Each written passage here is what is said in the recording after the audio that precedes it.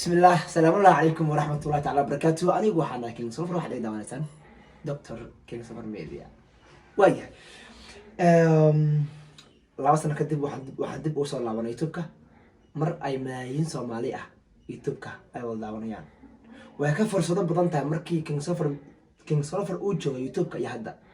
Waxaan jeclahay in asxaab badan ay noo soo dhaweyn doonaan hooygan ay Soomaali badan ku midoobay. waayahay maanta waxaan rabaa in muuqaal aad aan run ahaantii ula qiirooday in wax yar aan shucuurtayda muujiyo idinkuna aad tiina muujisaan. muuqaalka hadda hordhac idinka siiyo waa muuqaal aan ku arkay culamo Soomaaliyeed ay kasoo duubeen yar black American ah oo xoogaa macnaheedu diinta in wiil Soomaaliyeed oo saaxiibkii ahaa uu diinta islaamka ah in badan oo ugu warramay finally oo go'aan gaaray in uu diinta soo galo kadib maxaa dhacay oo inta ka baxaysa ila daawado. إن شاء الله توحيد وقبلنا طالب يوسف الدين إن شاء الله شهادة لو قبرنا يا صدق جدا أشهد أشهد أن لا أن لا إله إله إلا الله إلا الله وأشهد وأشهد أن أن محمدا محمدا عبده عبده ورسوله. ورسوله. Congratulations.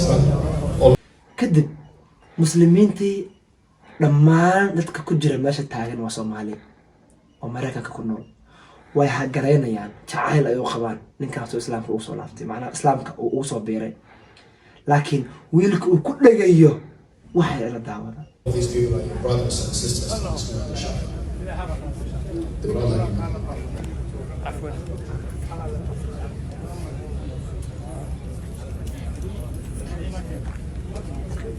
والله إسلامك ونحرس ويلكاس وويلكا دي أنت إسلامك وشاقي وناقذ إيمان كذا ما أنت وحو أركي ما أنت وحو رسي إسلامك وكسو بيريبا إن دادكي ماشي تاقنا أو دن أي جعيل إي محبة إي قيرة وموجنيان مركز وحو كل ويلكي إن ديه سنة المدوى علوائي. الله أكبر الله أكبر.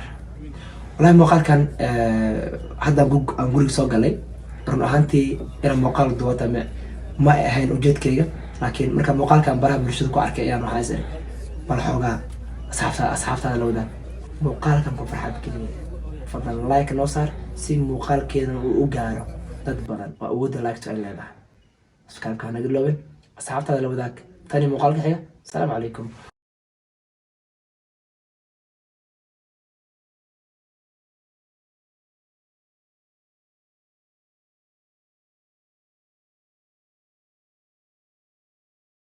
Never give up.